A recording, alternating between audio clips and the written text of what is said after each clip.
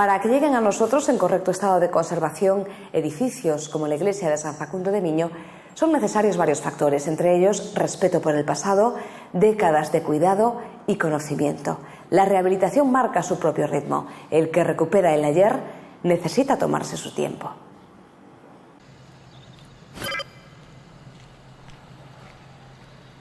Es una de las ruinas más bellas de Galicia. Se fundó a principios del siglo XII.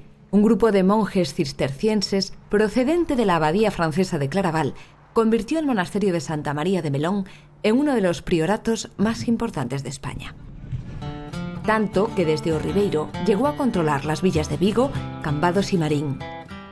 Con la desamortización del siglo XIX comienza su abandono y expolio. Hay piedras del monasterio en Acañiza y en la ciudad olívica. Una tormenta y un terremoto posteriores agravaron su estado.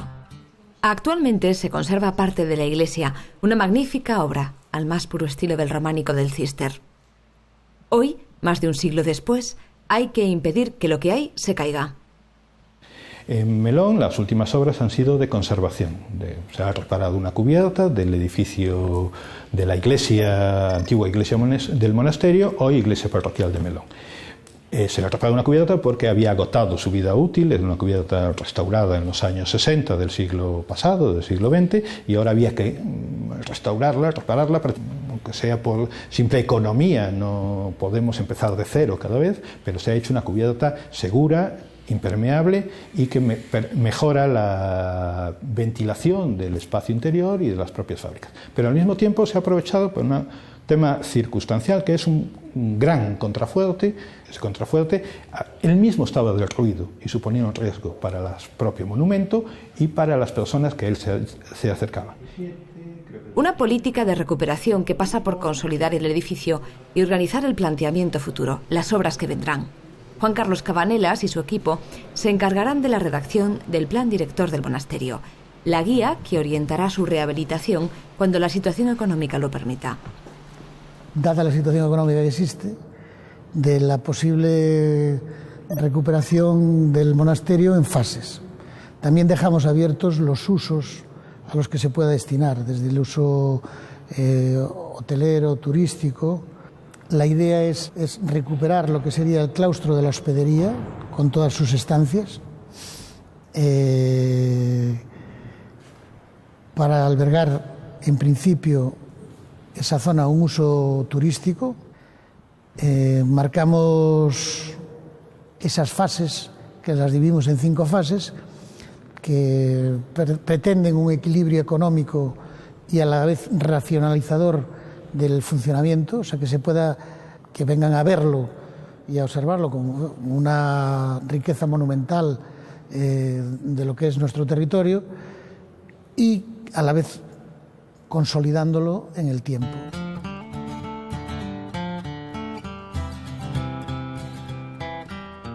Iago Seara se encargó de apuntalar con sabiduría la cubierta de la basílica y sus contrafuertes. Porque la historia del monasterio de Melón, y sobre todo la de su iglesia, es una historia de contrafuertes.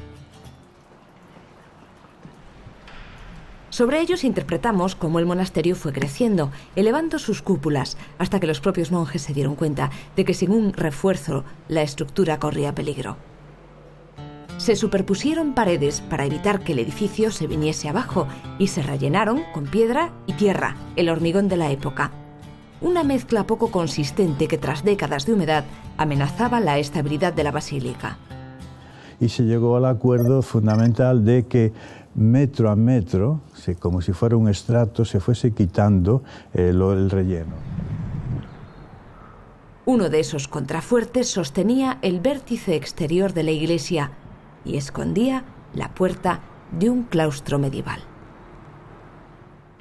En la esquina, en ese ángulo exterior, está la pilastra de la esquina del claustro que recogía las arquerías exteriores.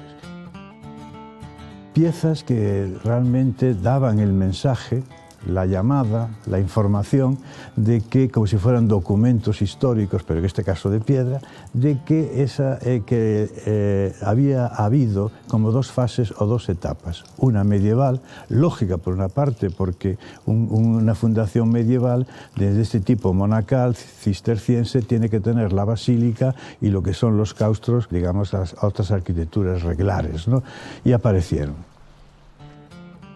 Varios estudios, como la tesis sobre arquitectura cisterciense de Carlos Valle o la obra de la historiadora Begoña Fernández, daban por sentado que además de un claustro reglar, había tenido que existir también un claustro más antiguo, medieval, pero hasta el momento no había pruebas. Esta es la primera. Entre el mortero utilizado para sostener el contrafuerte se encontraron las piezas que formaron parte de aquel patio del medievo y del claustro posterior. Después se trae consigo una segunda fase, que es la importante: documentar, conocer, interpretar y posibilitar lo que después es importante, la promoción y la difusión de ese patrimonio, que es, por ejemplo, lo que estamos haciendo en este momento aquí. Una primera fase que es habilitar un espacio donde todas las piezas que están apareciendo y que se han derruido con el paso del deterioro del tiempo, poder trasladarlas allí, clasificarlas, y ordenarlas y recuperarlas. Entonces, la fase 0 va a ser una fase de albergar una superficie que va en la parte occidental del monasterio, y en esa zona pues pretendemos habilitar una explanada para la clasificación de todos los materiales, la ordenación y demás. Son los historiadores de campo, los guardianes de la memoria, los que descubren el pasado acariciando la piedra, reconstruyendo la historia. Y para rematar tal relevante misión, tiempo al tiempo. Se sabe cuándo se empiezan, cuando se terminan es el ritmo que marca el propio proceso y el propio conocimiento, ¿no? Unos 10 años tardaremos como mínimo en ver reconstruido este claustro, el de la hospedería. El reglar, en principio, se quedará al aire, simplemente para evocar lo que fue. En lo que se convertirá el monasterio de Melón lo dictaminará el tiempo, y una década o 2 o 3 para un edificio que fue medieval no es nada.